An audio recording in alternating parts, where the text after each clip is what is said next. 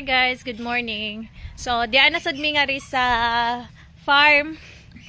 Nya si Mama busy kaayo, pero hindi na siya busy. Naglabas si Mama o si Papa.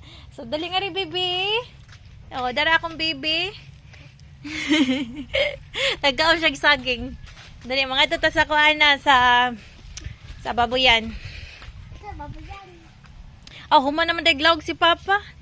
Sige, ato lang ipakita nga to ang ating small farm. Business nila ni Mother. Ha? Hangin kay nga ri buya guys. Hindot kay sa feelings. So dili na kakinahanglan pa mag-aircon or mag-electric fan kay free na. Free na ang hangin. Dili nga ri be. Dali na. So, dara akong chikiting. Nagkanyag nilaban sila Mama. Oh.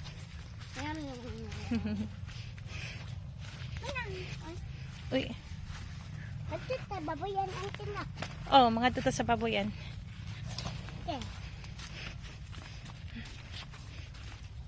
So, mo na siya ang view nga ria guys. Uy, kadaghan og mga insekto. Sige na to bi. Paghinay biha. So, diyan na mi sa among farm. Dara. So, kuha na lang dahil siya. Bali, tulo na lang dahil niya ang among anay nga ria.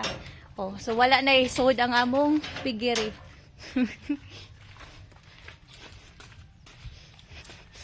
Dara nga ri ang sud. Usa na lang gid siya nga ri ang dapita. Dara. So, mani siya. Nagpahuway prebiyag. Yung taon prebiyag. Yung taon ng amo baby. Love you, baby. Naman na, baby. So, dali na nga rin tapi sa pikas. Sa pikas. Sige. Isa mo na doon, ti. Asa man? Tara, baka natin mo. Dili mo na ato Sa kuha na silingan. Sige lang. Oh. Ayo.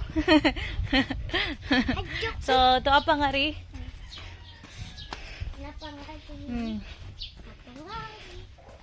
Og diya sa demi fish pan nga riya pero amo fish pan wala na ni sulod. Kay na kuan man gud siya na naughan siya ba natong init kayo so ning kuan siya ni hubas niya.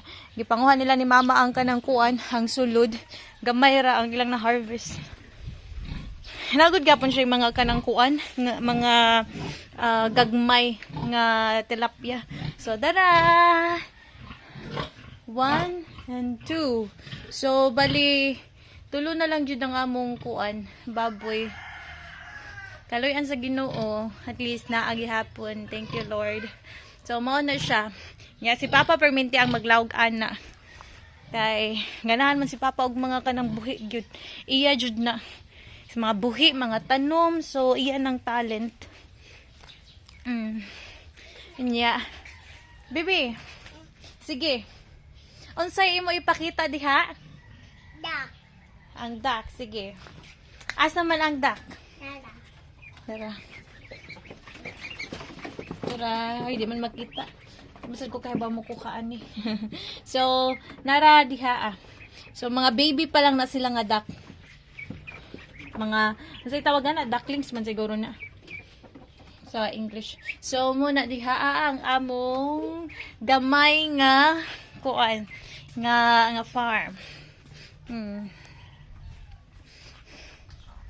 So, nga rin may usahay magtambay kay lamig gud siya sa feelings nga rin kay tungod bugnaw, dili alimuot, ang hangin presko kayo.